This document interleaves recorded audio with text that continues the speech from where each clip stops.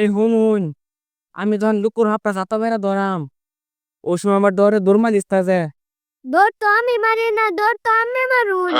ওদিনকে গাতাতে একটা ব্যাং বাইরেছিল, আমি যে অজ্ঞান হয়ে গেছিলাম। দেখি খেললে কয়াম খেল লগে গইতাম না।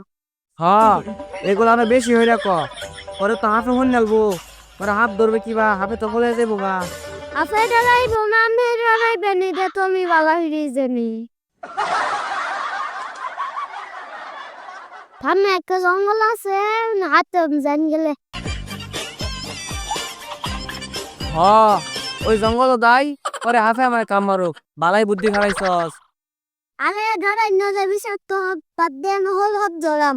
হ হ তাড়াতাড়ি যা পরে তো হাফ যাইবো গা তুই খালি হাফ ধরবে গেলে দেরি হরক উস্তাদ জাস্ট হাফ ভাই রিমোট আছে নি, হাফ তো গাতাই বিস্তে। এরম হরতাম না হাফের কথা হইনা তো কলজের ভিতরে পানি নাই তে জানতাম রে, হাফ ধরতাম না। এই খারো একটা নকল হাফের গন্ধ পাইতাছি আমার মনে হয় হাফে জুলের ভিতরে আছে পিন্ডা দে বাজাই